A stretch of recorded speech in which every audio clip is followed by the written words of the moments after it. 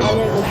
안 읽어요. 핸드폰을 너무 많이 하고 바빠서. 4명 중에 3명은 책을 읽지 않는 나라인데 이게 거의 전 세계 OECD 국가에서는 거의 유일한 국가였을 겁니다.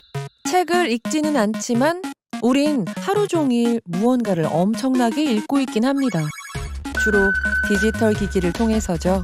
디지털 시대로 발전한 만큼 책 좀 읽지 않는다고 해서 더 이상 부끄러워하지 않아도 되는 걸까요?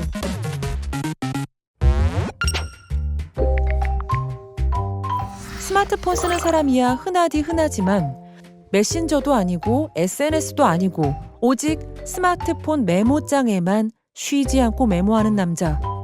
대체 누굴까요?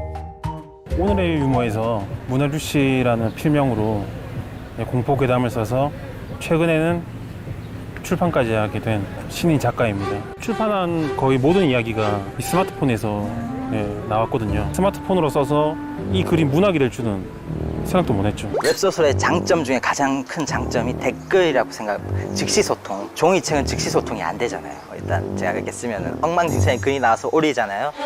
요즘 분들은 지적을 많이 해주세요. 개연성 안 맞는 거, 이 상황 진행 이해 어이없는 거, 그 회원들을 전체를 해서 평균을 내린다면은 한 사람당 한 달에 8권의 책을 본대요. 카카오 페이지에서. 지금 책에 대한 소비가 없을 뿐이지 다른 방향, 그러니까 어떻게 보면 SNS 보는 것도 글을 읽는 소비이긴 하잖아요. 글에 대한 소비는 꾸준한 것 같아요. 좀 바뀌었을 뿐이지, 그 루트가. 예전에는 성인이 되면 뇌가 굳어진다고 생각을 했었거든요. 지금 뇌과학자들은 그렇게 얘기하는 사람은 아무도 없습니다. 뇌가 심지어 이렇게 저글링을 해도 일주일만 하잖아요. 뇌가 변해 있어요. 책 읽기는 뇌를 변화시키는 가장 중요한 도구죠. 가장 효과적인 도구이기도 하고요. 성인들한테도 왜 책 읽기가 정말 필요한가? 아이들만이 아니라 실제로 뇌를 변화시키기 때문입니다. 디지털 기기가 아닌 책을 읽을 때 사고력, 창의력, 기억력, 감정 조절 등을 담당하는 전두엽이 활성화되고 뇌의 회로는 더 복잡하게 연결됩니다. 근데 책 읽기의 가장 중요한 기능은 몰입을 배우는 거거든요. 그래야지 깊이 사고할 수 있는 힘을 갖는 거거든요. 맘먹고 책 한 번 읽어보려고 해도 왜 이렇게 집중이 안 되는 걸까요? 읽고는 싶은데 읽혀지지가 않는 거죠. 눈으로는 읽는데 솔직히 책 덮고 나면 기억이 안 나요. 책은 읽었긴 읽었어요. 근데 막상 책을 펼쳐보면 기억은 안 나죠. 여기 읽다 보면 글귀 좋아서 제가 접어둔 부분도 있어요. 이 책 산지 꽤 됐는데 딱 펴는데 내가 왜 여기를 접어뒀는지 기억이 안 나요. 분명 눈으로 글자를 읽고는 있는데 왜 기억도 이해도 안 되는 걸까? 아이 트래킹이란 장비로 귀희 씨가 읽는 방식을 검사해보기로 했습니다. 책을 읽을 때 귀희 씨의 시선이 머무는 지점과 시간, 움직임을 기록해 글을 읽어나가는 방식을 분석하는 장비입니다. 원래는 잘 읽는 사람일수록 동그라미 숫자가 적어요. 능숙하는 사람들은 저 노란 데가 이제 응시라고 하는 부분이에요. 전체적으로 폭이 좁고 그 다음에 이제 짧게 움직이는 걸로 봐서 읽기 능력이 떨어지는 거죠. 귀희 씨가 왜 이런 방식으로 책을 읽는지 그 이유는 스마트폰 시선 추적 검사에서 실마리를 찾아볼 수 있습니다. 좁은 화면을 스크롤을 하기 때문에 시선이 거의 세로로 움직이고 있습니다. 역행도 당연하다는 듯이 일어나고 있고요. 그 다음에 전체를 읽지도 않고 한 번만 딱 보고 넘어가는 겁니다. 스냅샷으로 찰칵 그 문장만 훑어보고 넘어가는 거죠. 여기 보면은 쭉 내려갔다가 이것도 다시 이렇게 올라갑니다. 읽기는 읽는데 좀 띄엄띄엄 읽어요. 건너뛰어서 읽는 게 좀 많아요. 그러니까 뉴스를 보더라도 글자 수 많은 건 안 읽게 되고요. 제목만 본다고 해야 되나? 집중이 안 돼요. 저렇게 읽어서 정보를 충분히 수용을 할 수가 있나요? 제 생각엔 어렵죠. 문장을 따라 꼼꼼하게 시선이 닿지 않고 띄엄띄엄 훑어읽는 이른바 Z자형 혹은 F자형 읽기로 전형적인 디지털 읽기의 특징을 드러내고 있습니다.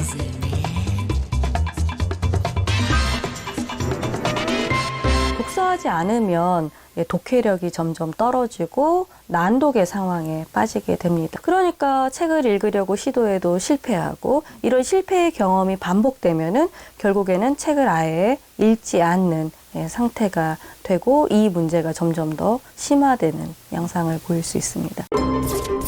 대체 AI가 어느 정도로 잘 읽을 수 있는지 궁금하시죠? 같이 한번 풀어보시겠어요?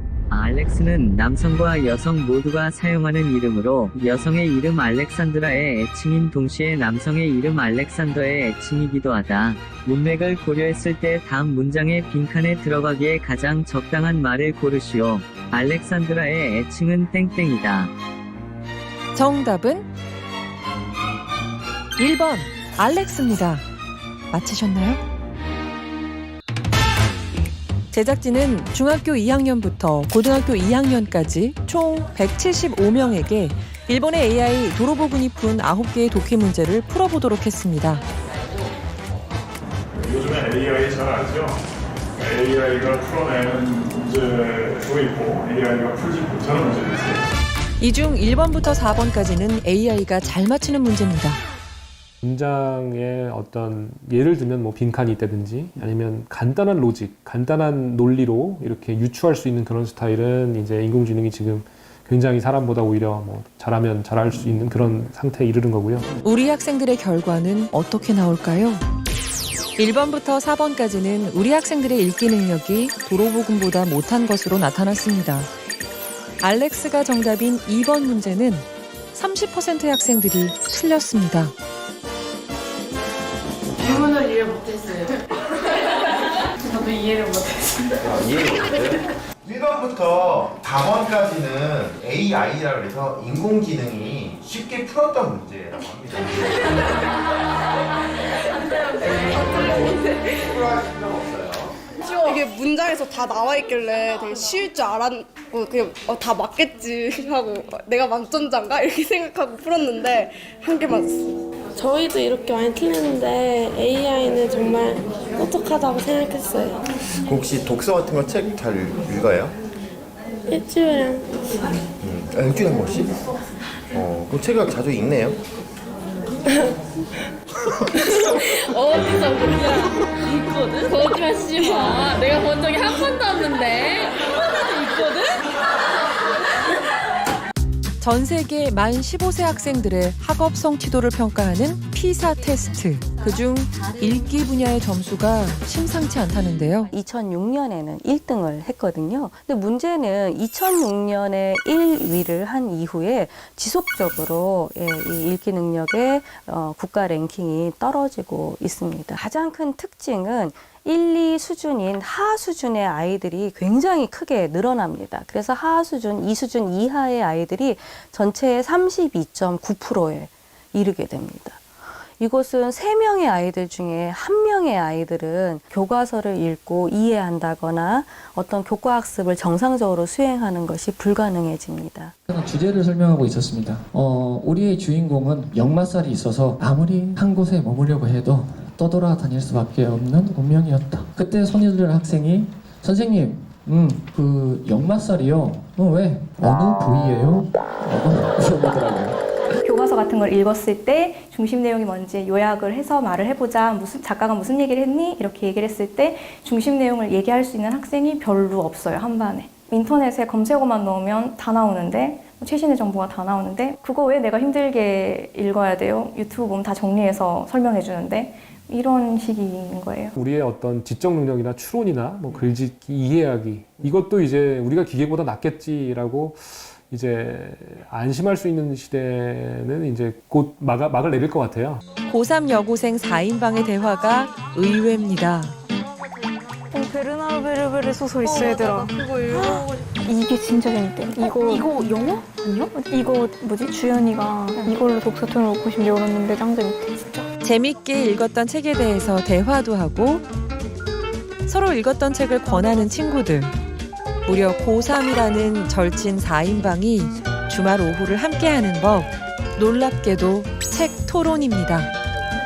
그냥 계속 인간의 무지함을 알려주는 게 계속 나한테 온 것 같아. 처음 내용이 있잖아. 처음 내용에서 일단 충격을 1차 충격을 알고 보니까 전 인류가 인조인간이었다. 이 인간. 난 그거를 보는 순간 소름이 쫙 돋는 거야. 요즘 세상에 보기 드문 청소년 책벌레 4인방.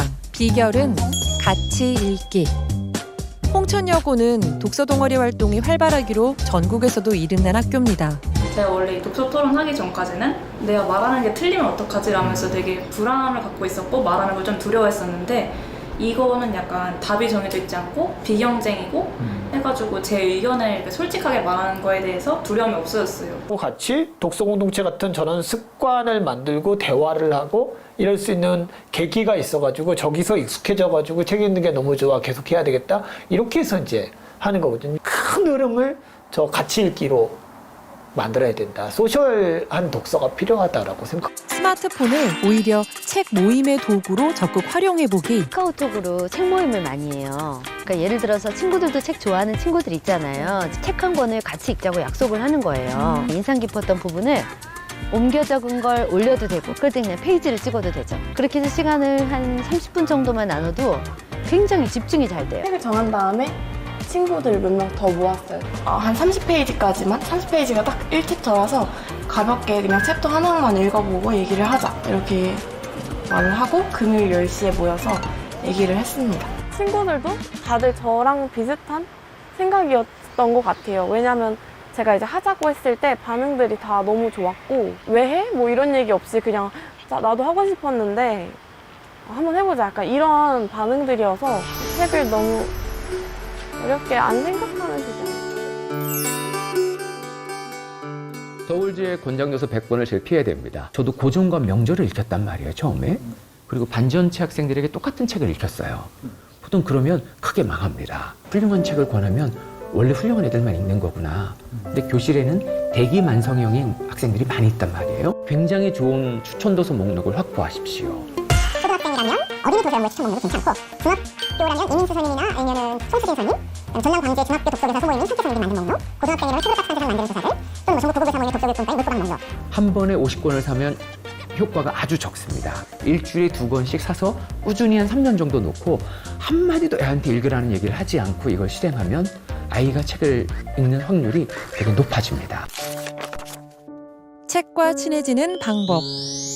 권수에 대한 부담을 떨치고 1년에 단 한 권이라도 천천히 읽어보는 정독을 권합니다.